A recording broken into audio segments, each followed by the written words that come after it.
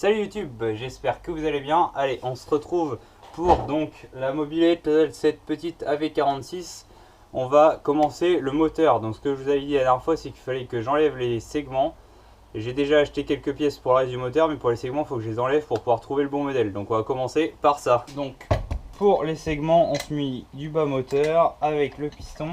Et ce qu'on va faire, c'est qu'on va venir enlever les circlips qui sont ici et qui maintiennent le tube qui passe sur la cage à aiguille et qui maintient le piston. Allez, donc on va prendre une pince à bec fin. Là on pince la petite patte du circlip et on le sort tout simplement. Attention à ne pas le perdre évidemment.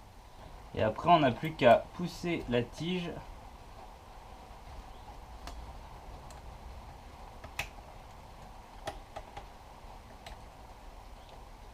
On sort donc l'axe. Hop là. Et on se retrouve avec le piston dans les mains. La cage à aiguille, attention à ne pas perdre. Et voilà. Maintenant, on se retrouve avec le piston. On a les circlips. L'axe, ça, faut pas le perdre. Je mets ça dans la boîte. Avec la cage à aiguille. Et maintenant, on se retrouve avec le piston dans les mains.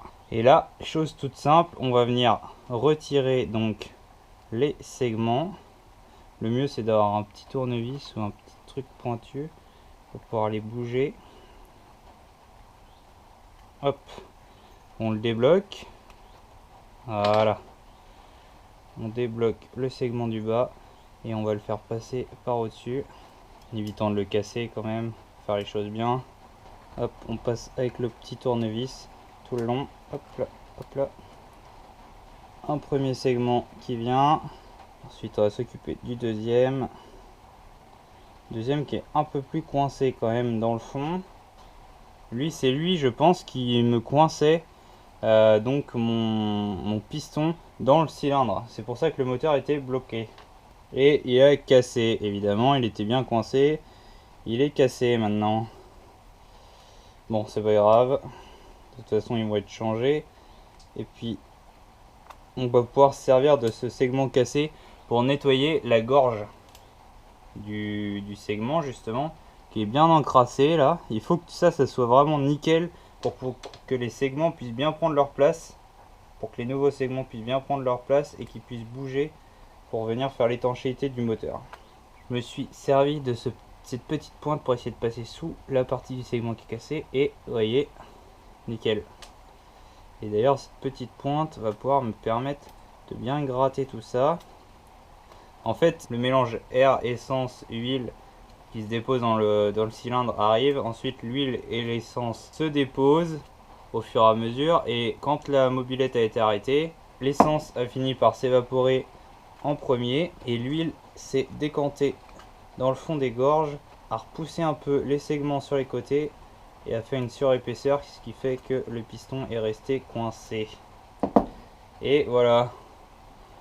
Maintenant l'idée c'est de bien tout nettoyer, donc là pas de secret, on frotte, on nettoie tout ça, on enlève le plus possible de crasse pour pouvoir remettre des segments neufs.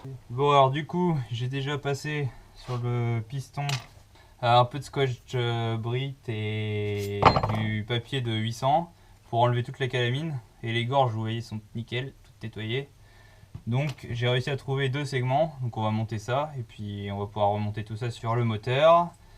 J'ai aussi refait la surface là, de l'embase du cylindre pour pouvoir remettre un joint neuf et que ça soit vraiment nickel, qu'on ait une bonne étanchéité. Allez, c'est parti!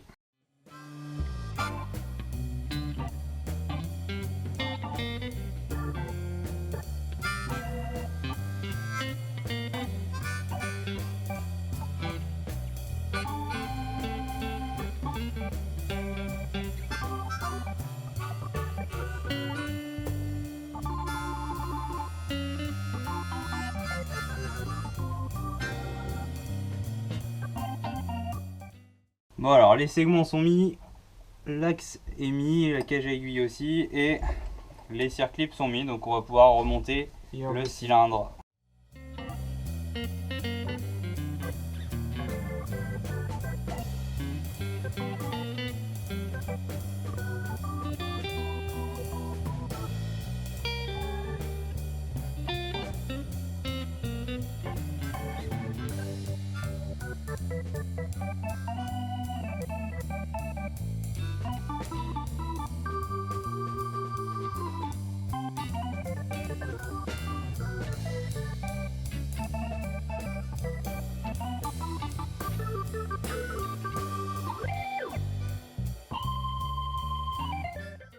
Ça y est, le moteur est remonté, enfin la partie mécanique.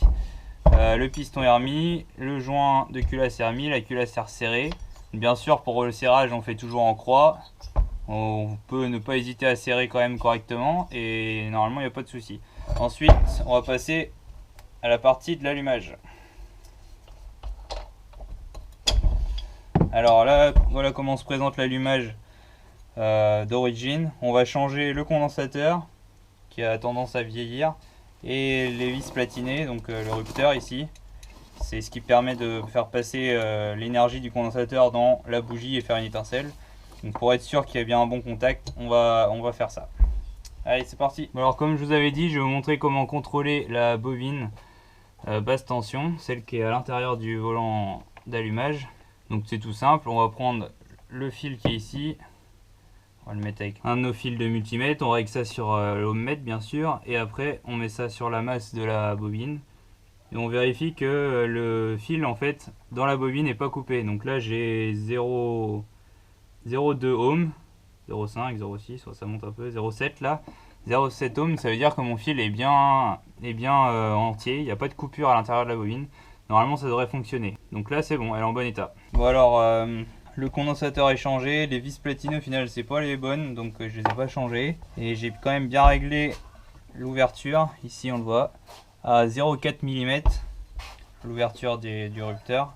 Donc normalement ça devrait fonctionner très bien comme ça. Allez, on va tester du coup si on a une étincelle. Bon allez, on va tester si on a une étincelle. Donc on pose la cosse sur la culasse et on fait tourner. Et là on a une belle étincelle. Donc notre condensateur marche bien, nos vis platinées marchent bien. Donc maintenant on va remettre la bobine haute tension, la blanche qui est sous le réservoir. On va la mettre à la suite de ça. On va la tester d'abord avec le multimètre, après on va la mettre à la suite de ça, on va mettre une bougie et on va voir si on a une belle étincelle à la bougie. Bon alors pour tester une bobine haute tension, on démonte le fil de bougie. On va prendre comme d'habitude notre multimètre,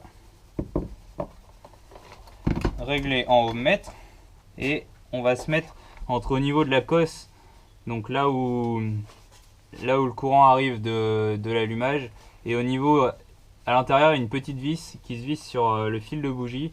Donc on va se mettre entre ces deux points là, c'est pas facile. Hop.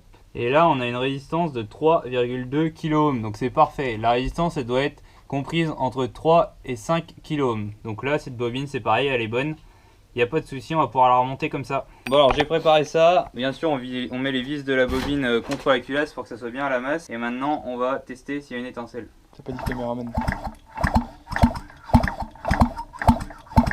Je sais pas si ça se voit bien à la vidéo, mais on a une belle étincelle, donc ça devrait repartir sans problème. Maintenant on va s'occuper du carburateur. Bon alors pour le nettoyage du carbu, on nettoie bien la cuve et le filtre. En fait il y a un filtre ici pour l'entrée d'essence. On nettoie bien la cuve, on vérifie que le flotteur flotte, c'est mieux. Vous le mettez dans votre bac là de nettoyant, hop, s'il flotte c'est bon. Et on nettoie aussi le gicleur. Alors ici on a le gicleur qui est là. Ici il faut bien nettoyer pour être sûr que l'essence arrive bien dans le passage au niveau du boisseau. Et après on remonte tout ça et on n'aura plus qu'à remonter ça sur le moteur.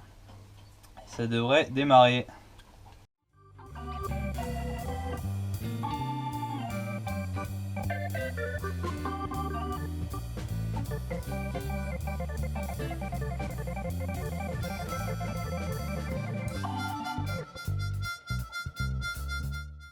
Voilà, le moteur est dans l'étau, bien fixé, bien serré, pour pas qu'il se barre au démarrage. J'ai mis un peu d'essence dans la seringue. La bobine est bien mise à la masse de la culasse. Donc je me suis fabriqué un petit carré au bout d'une tige de métal. Comme ça on n'a plus qu'à mettre ça là-dedans. Et on va essayer de le démarrer. Allez, c'est parti. Allez, un deuxième coup.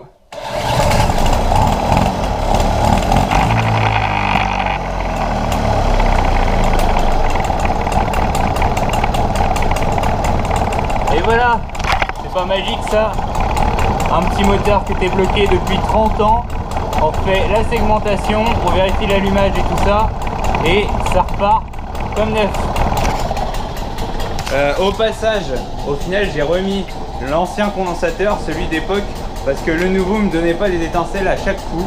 Donc je vais essayer de me le faire rembourser parce que de toute façon tout le monde a des problèmes avec ces nouveaux condensateurs qui sont vraiment de mauvaise qualité. Donc j'ai tout remis d'époque et vous voyez ça marche mieux qu'avec du matos neuf. Au final le rupteur est d'époque, le condensateur est d'époque et il y a juste les segments qui sont neufs. Tout le reste n'avait pas bougé. Bon bah voilà, j'espère que cette petite vidéo vous aura plu.